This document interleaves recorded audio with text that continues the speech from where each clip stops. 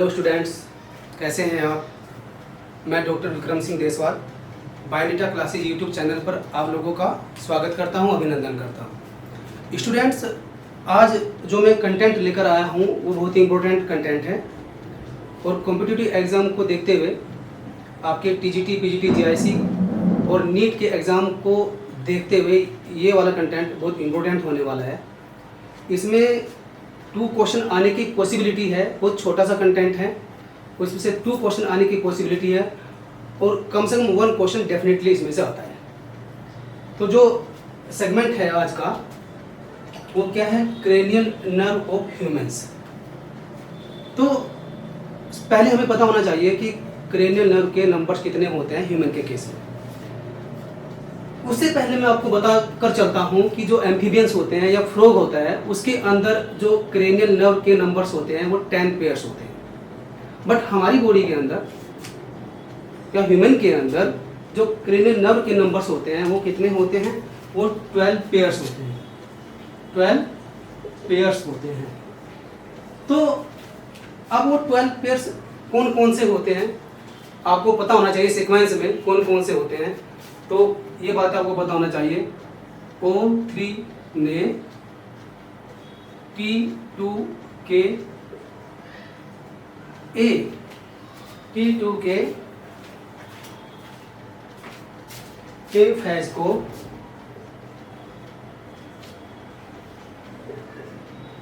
वश में कर लिया। तो एक में कर लिया। एक ट्रिक है छोटी सी, इससे थोड़ा आसान हो जाएगा आपको। जो सीक्वेंस है क्रेनियल नर्व के नंबर्स का वो आपको उससे पता चल जाएगा। तो क्या बोला है मैंने, O3 ने T2 के ए फेज को वश में कर लिया है या कर लिया। तो यहाँ पर जो मैंने हिंदी में लेटर्स लिखे हैं वो मीनिंगफुल नहीं है। जो हम यहाँ पर लेटर लेकर आएंगे उनसे जो हम स्टार्ट करेंगे, जो इंग्लिश के मैंने इसमें लिखे हैं तो उन्हीं को हम यहाँ पर इस्तेमाल करेंगे। तो हमारे पास O3 है, T2 है, ए फेज है और वह SH है। तो इन्हीं लेटर्स को हम इस्तेमाल करते हुए अपने क्रेनियल नर्व्स के नंबर्स को डिफाइन करेंगे, उनके नंबर्स को बताएंगे। तो अगर हम बात करते हैं सबसे पहले नंबर के बारे में, तो फर्स्ट नंबर पर यहाँ पर क्या है, O3। तो O हमारे पास 3 है, तो मैं 3 O यहाँ पर लिख रहा हूँ, O। तो हमारे पास first number, second number, third number. तो जो फर्स्ट नंबर पर हमारा क्रेनियल नर्व आता है वो क्या है, वो ओल्फैक्टरी है, ओल्फैक्टरी। और जो सेकंड नंबर पर आता है वो क्या है, वो ऑप्टिक है, ऑप्टिक नर्व है। जो थर्ड नंबर पर आता है वो क्या है, ओक्यूलोमोटर है, ओक्यूलोमोटर है। तो 3 हमारे पास कैटेगरी आ गया। ये O3 से हमारे पास 3 नर्व आ गया। अब हम बात करते हैं फोर्थ नंबर की। तो फोर्थ नंबर पर मैंने क्या लेटर लिया है, फोर्थ नंबर पर मैंने क्या लिया है, ए लिया है, सॉरी T लिया है, T2 लिया है। तो T मैं लिख रहा हूँ यहाँ पर 2 बार लिख रहा हूँ, T।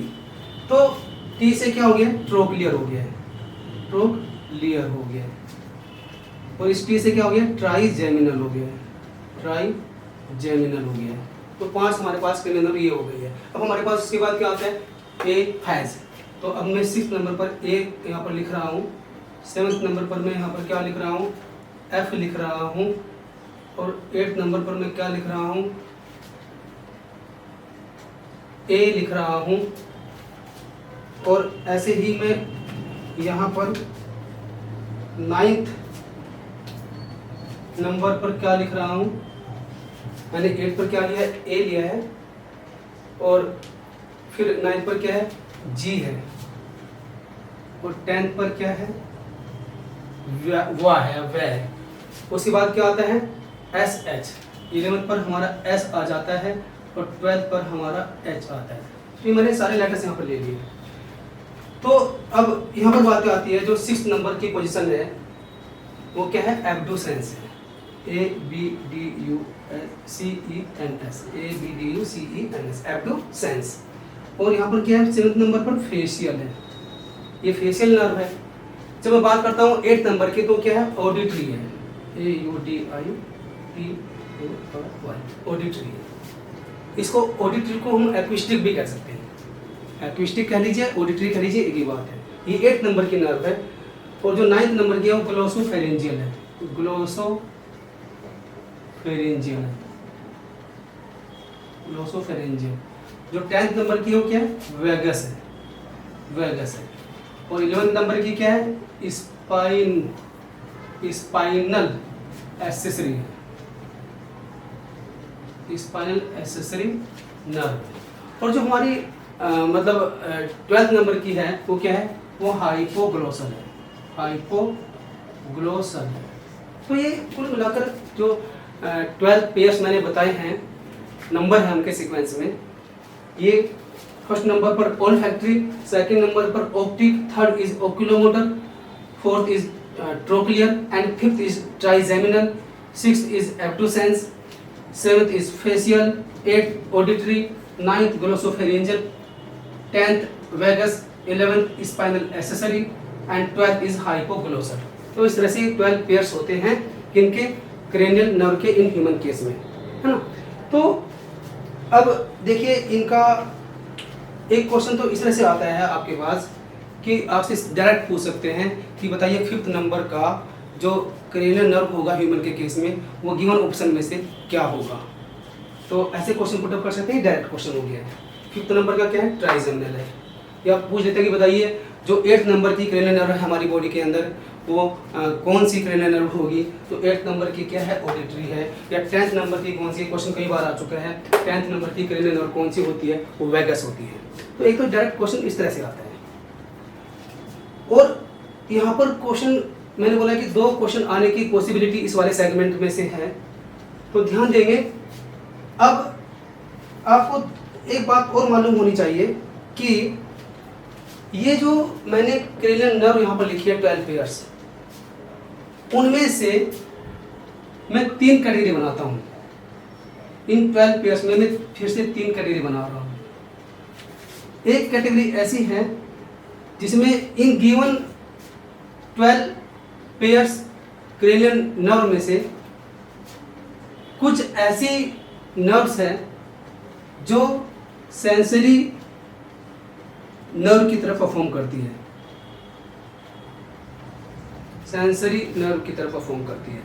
बट जब मैं सेकंड सेगमेंट की बात करता हूँ उनमें कुछ ऐसी होती है जो मोटर नर्व की तरह परफॉर्मेंस देने का काम करती है।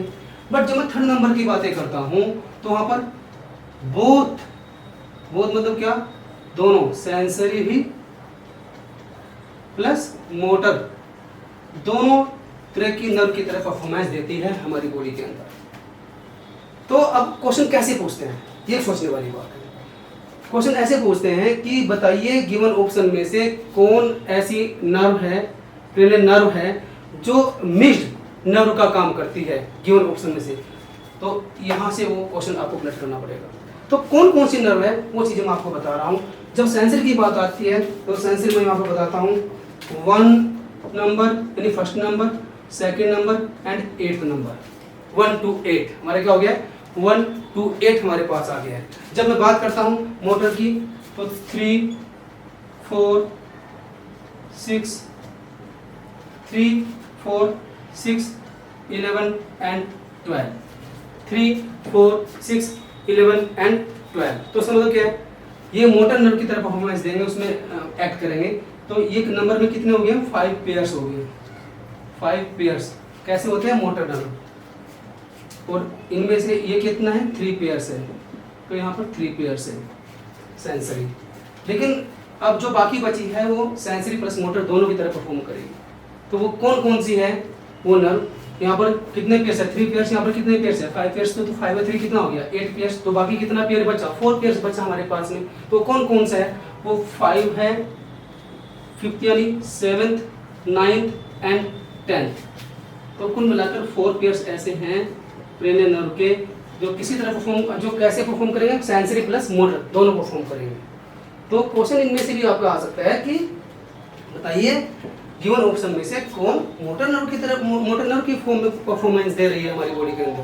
तो इनमें से भी क्वेश्चन, ये चीज़ें आपको पता होना चाहिए। तो मैंने बता दिया 1 to 8 सेंसरी है, 3, 4, 6, 11, 12 मोटर है और 5, 7, 9, 10 बोथ है, सेंसरी प्लस मोटर है।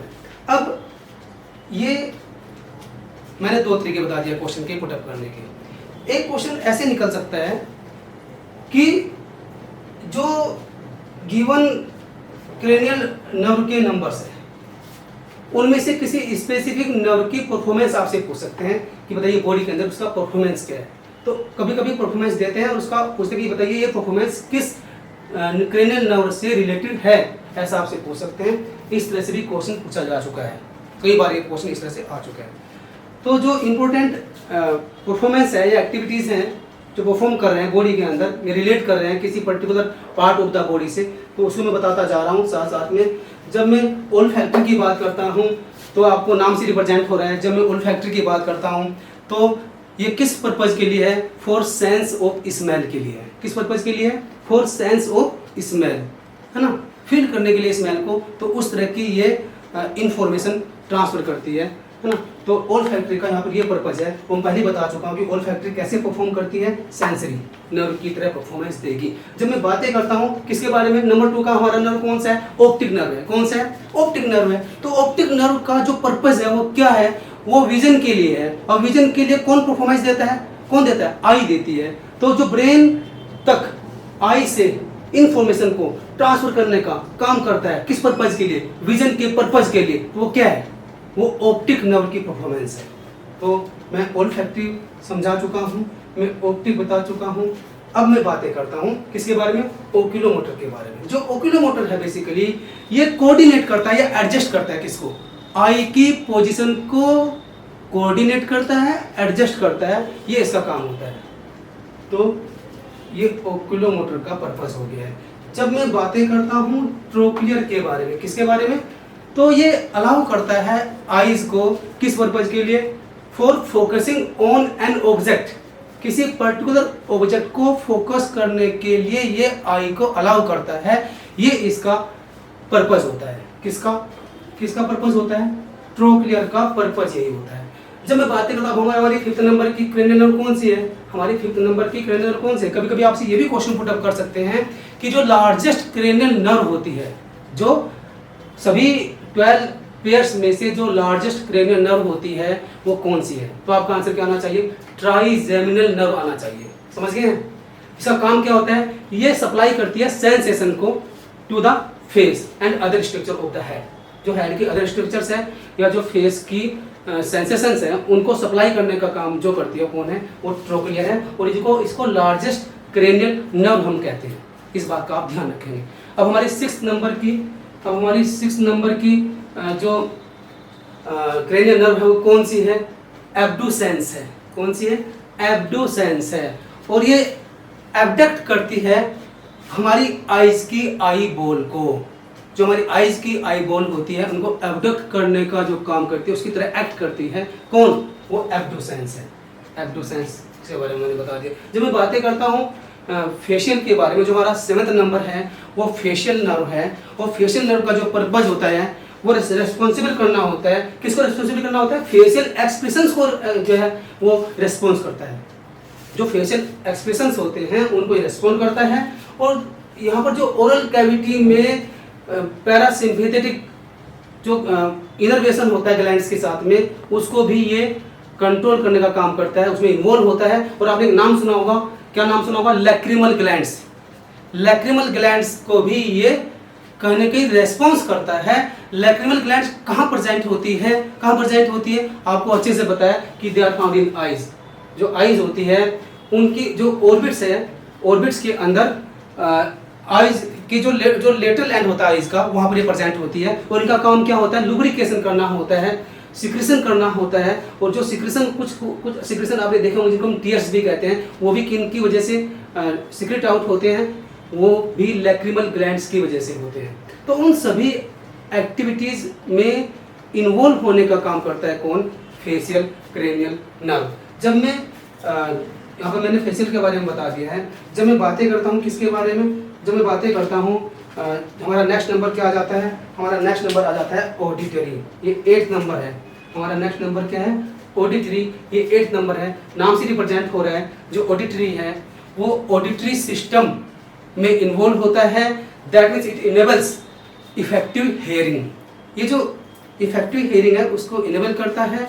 और ये एक आप कह सकते हैं कि ये एक ऐसी नर्व है जिसको हम कोक्लियर नर्व भी कहते हैं, कोक्लियर नर्व भी कहते हैं इसको हम। तो it related to the auditory systems. तो हम ऑडिटरी की बातें करते हैं, ठीक है ना।